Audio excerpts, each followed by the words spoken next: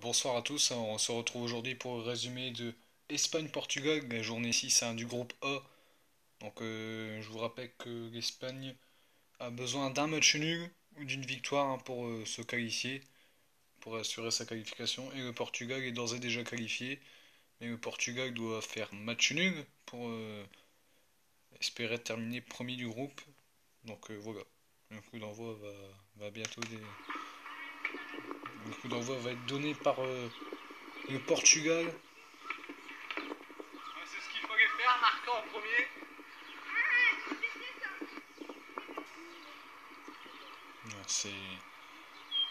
C'est Joshua qui donne le coup d'envoi avec Ryan Sadki.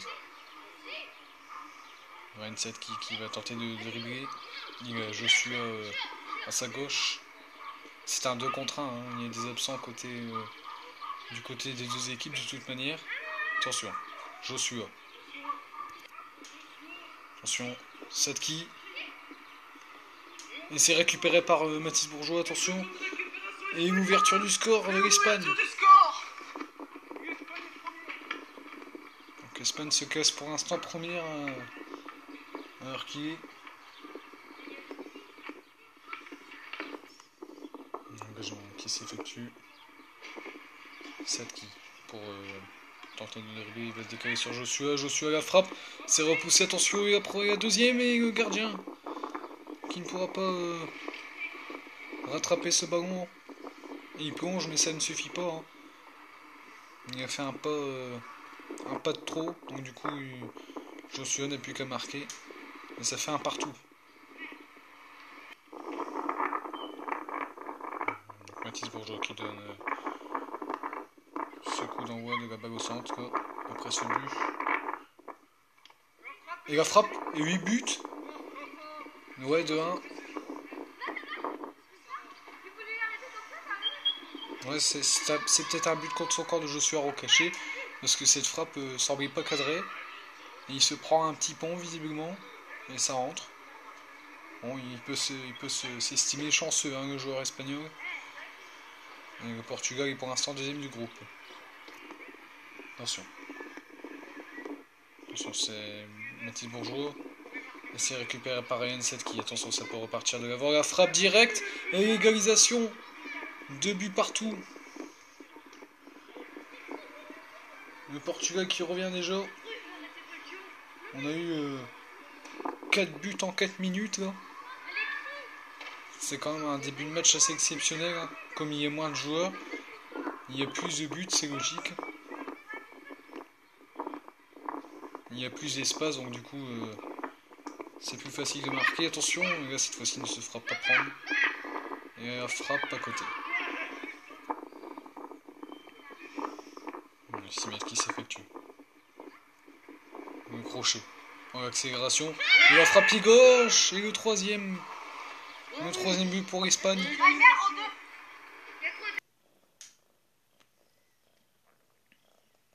3-2 pour l'Espagne.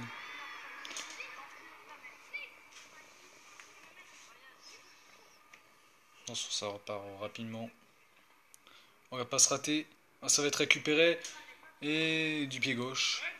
Ouais, voilà. Ça, c'est un geste qu'il aime faire. Et là, il a complètement enrhumé Sadki qui est resté sur place.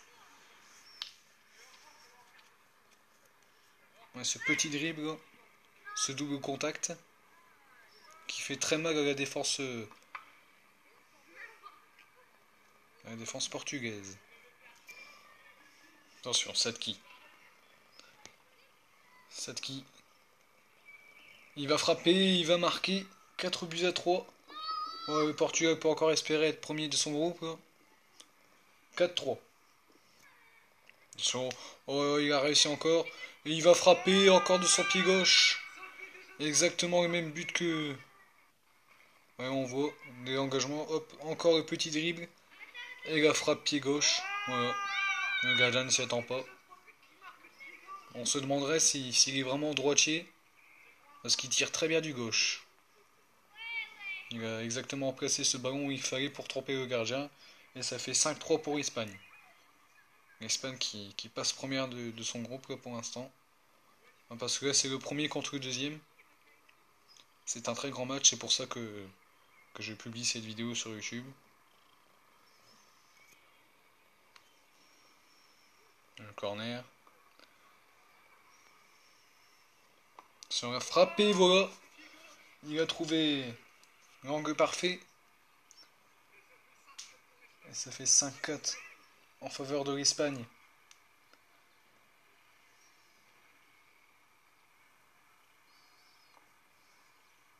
Non, 5-3, pardon.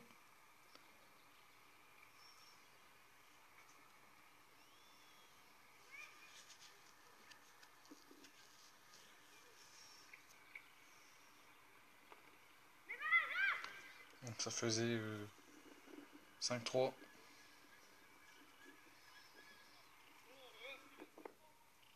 Sur le ballon qui est récupéré. Il va frapper, voilà.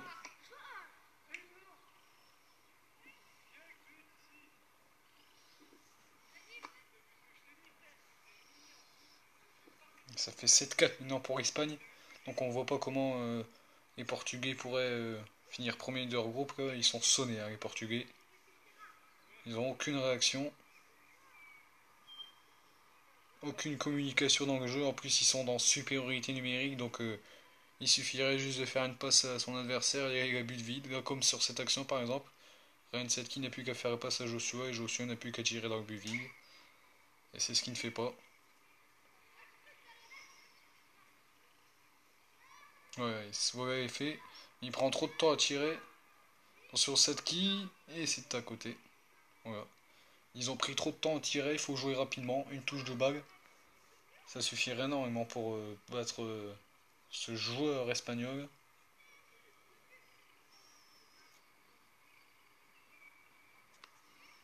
Setki peut-être pour réduire la marque. Setki. Et ça va être récupéré. Attention, balle de 8 à 4. Et voilà. 8-4 en faveur de l'Espagne qui prend les devants dans ce match. Attention. Setki.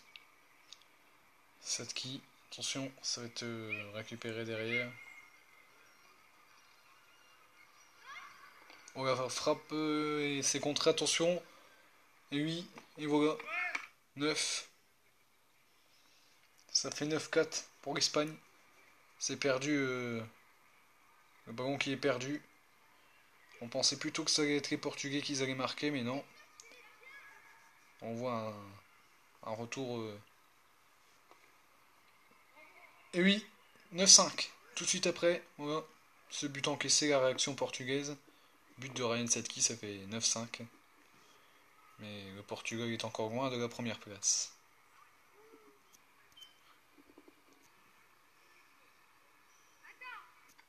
9 à 6, pardon. Pas 9 à 7.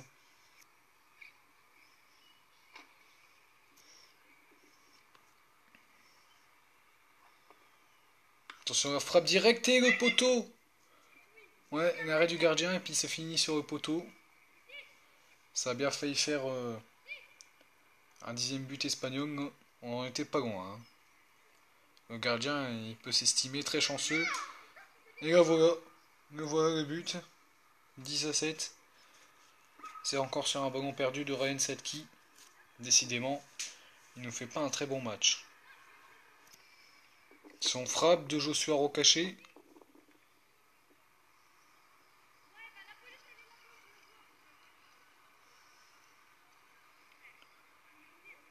Est-ce qu'elle est dedans? Non, elle n'est pas dedans, 6 mètres.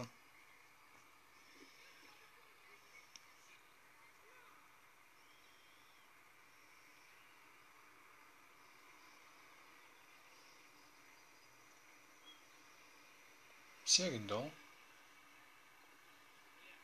Ouais, ça fait 10 à 8.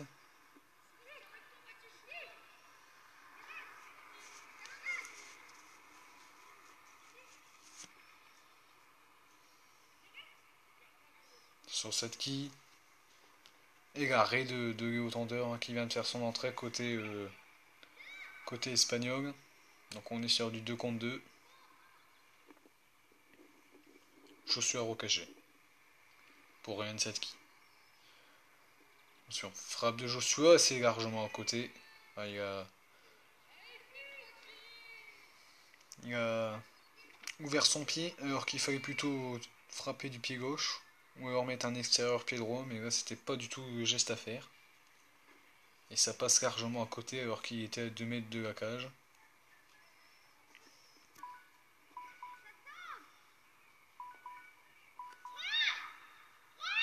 Attention.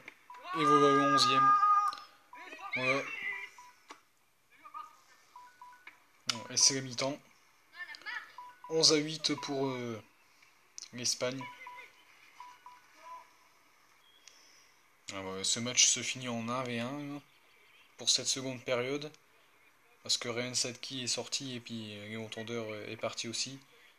Et voilà directement le 12e but espagnol sur cette frappe de loin. 12-8. Attention au tac et le poteau. Quelle occasion là de marquer le 13e. Oh là là. Oh quelle bourde. Oh mais quelle bourde du gardien. On va revoir ça. Alors comment expliquer ça? Ouais, il lâche la balle, voilà. Il est bien placé, c'est un bugag ça. Aïe aïe aïe aïe. Comment expliquer ça? Il lâche la balle devant lui, bah du coup, avec de pigeon du joueur espagnol. Et puis après, il n'y a plus qu'à la pousser au fond. C'est un but offert, ça fait 13-8 pour l'Espagne.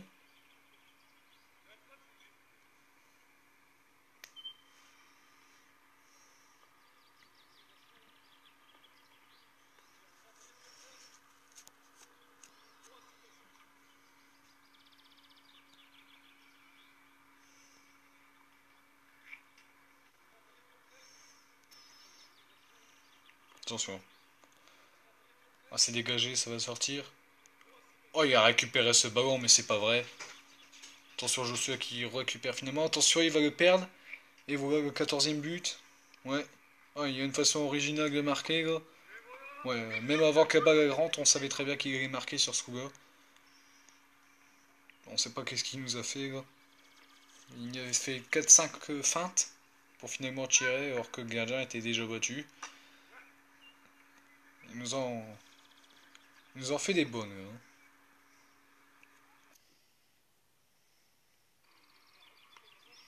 Et Bourgeois qui va encore récupérer, voilà. Le 15e. Ouais, je sais pas pourquoi il a mis une Panenka alors qu'il n'y a pas de gardien. Ouais, il est en train de nous inventer des buts, là. Mettre une Panenka alors que le but est vide. C'est un peu ridicule. Mais bon, ça fait but, hein, donc ça change pas grand-chose. Ça fait 15-8 pour l'Espagne. Et ça fait probablement une première place.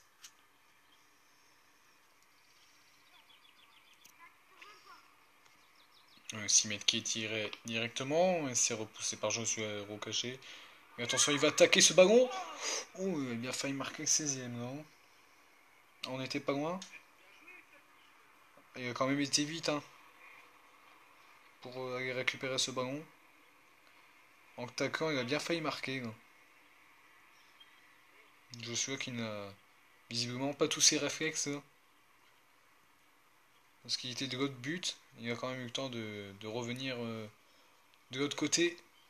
Attention, ouais, bah là ça va faire 16. Là c'est le but encore une fois. Oh, qu'est-ce qu'il nous fait? Ouais.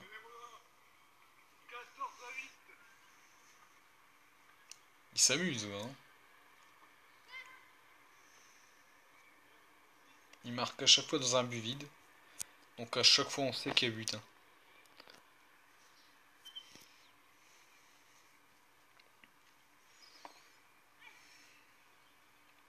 Oh, il a encore récupéré ce ballon, c'est pas vrai. Oh, le tac! Le tac raté, là, le 17ème. Oh, quel raté! Quel raté! Ah, faut revoir cette action parce qu'on ne comprend pas tout, là. Ouais, on voit ce ballon qui semblait sortir, il sauve cette touche. Le petit ballon piqué là, qui enrhume complètement Joshua, là, qui tacle dans le vide. Et là, le geste le plus facile à faire. Il avait fait le plus dur sur cette action. Ah, il peut s'en vouloir, hein, parce que franchement, il avait fait le plus dur. Ce qui est le plus compliqué, il y arrive. Et ce qui est le plus facile, il le rate. Il était devant le but, hein. C'est pas possible. Il était à 50 cm des cages. Ah, c'est le raté de la Coupe internationale, ça c'est sûr. Il n'y en aura pas un pire, je pense. Enfin, du moins, je l'espère. Quelle action, hein. Et la touche espagnole. Attention. La frappe, l'arrêt de Joshua Rocaché. Oh, le petit ballon piqué. Oh, voilà. Là, c'est au fond. Encore un petit ballon piqué pour passer Joshua. Et là, ça fait 17-8 en faveur de l'Espagne.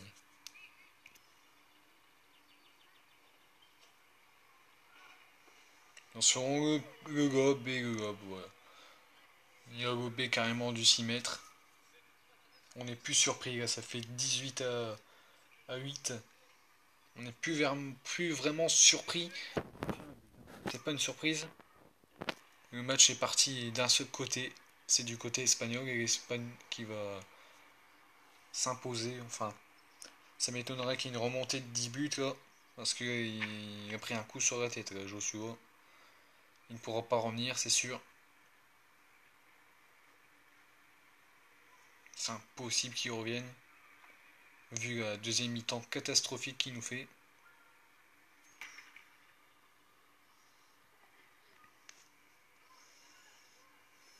Oh là là, il a gauché ce ballon. Oh, c'est énorme. Et voilà le 19e. Le 19e but en faveur de l'Espagne. Ça vire à la correction à côté portugais. Le Portugal qui, je vous rappelle, est déjà qualifié hein, pour les quarts de finale. Ils peuvent perdre 50 ou 60 à 8.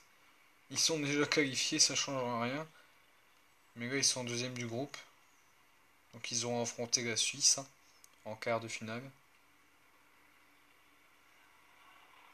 La Suisse, hein, première du groupe C.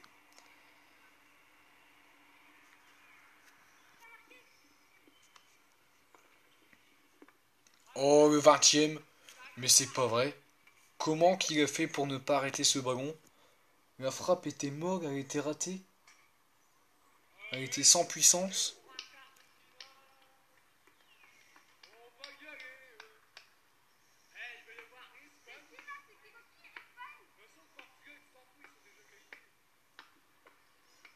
Oh, les gars, tu peux faire n'importe quoi là. 20 à 8. Hein. La France qui avait réussi à passer les 20 buts, c'était face à la Belgique. Il n'y a pas beaucoup d'équipes hein, qui ont réussi à passer les 20 buts. Donc c'est très notable.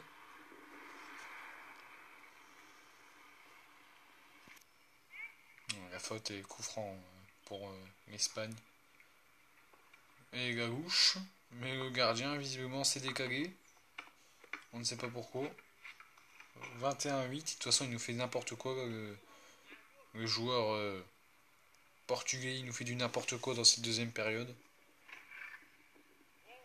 Et on voit au score hein, 21-8. Et il y avait 11-8 à la mi-temps. Hein. Je vous rappelle, le Portugal n'a toujours pas marqué en deuxième période. 6 mètres qui va être tiré côté espagnol. Ah, il va le tirer direct. Non, c'est pas vrai. Il est encore marqué du 6 mètres. Mais c'est incroyable. C'est incroyable. Exactement le même but qu'il y a quelques minutes là. Il va prendre un carton jaune, il s'est trop approché de la VAR, on n'a pas le droit de s'approcher de l'assistance vidéo à l'arbitrage, donc il va prendre un carton jaune. Voilà. Comme ça les autres seront au courant.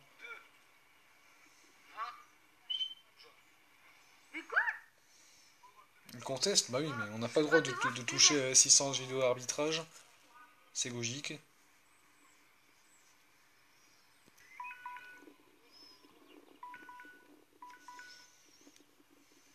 Ouais, il va dégager ce ballon.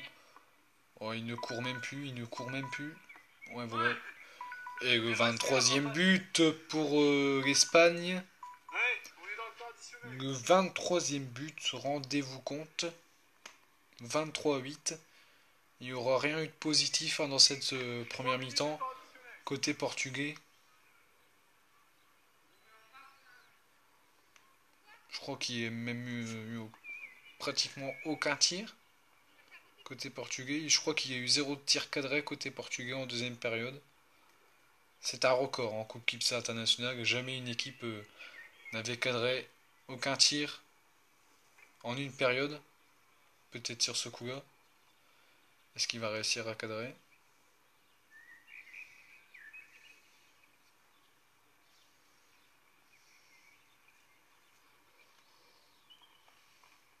Il va concéder la touche. Il va tenter l'arc-en-ciel, attention, ça peut aussi. Voilà, c'est le ballon qui est dégagé encore une fois. Et voilà, voilà.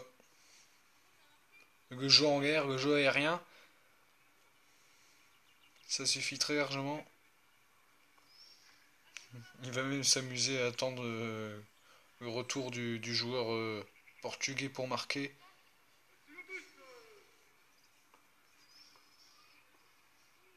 Et ça fait 25-8. Quelle fin de match.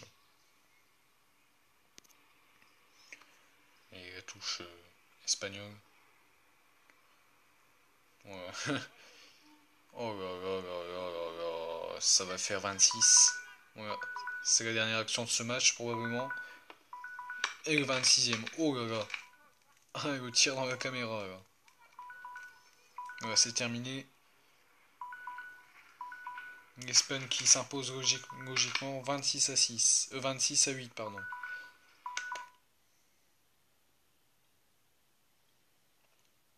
Donc voilà. Donc en quart de finale, ça sera Suisse-Portugal, Colombie-France, Espagne-Pays-Bas et Maroc-Brésil. Donc voilà, c'est des matchs qui vont se dérouler vendredi, samedi 22 pour les matchs allés pour les deux derniers quarts de finale. Et les matchs retour se joueront le samedi 22 juin et le dimanche 23 juin. Et pour les demi-finales, logiquement, ce serait lundi 24 juin pour les demi-finales aller et le mardi 25 juin pour les demi-finales retour et la finale mercredi 26 juin à 16h. Donc c'est un calendrier provisoire. Donc il se peut que ça évolue. Mais là pour l'instant c'est ce calendrier-là. Donc ça peut évoluer s'il y a un report éventuel de match. En plus, il y a une canicule prévue pour la semaine prochaine, donc peut-être qu'il y aura des matchs qui seront reportés et la fin de cette Coupe Kipsa internationale serait retardée. Donc voilà. Donc victoire 28-6, 26-8 plutôt. Oh, là, je m'embrouille dans les comptes. De l'Espagne, qui va terminer assez logiquement première de son groupe. Voilà. Et demain,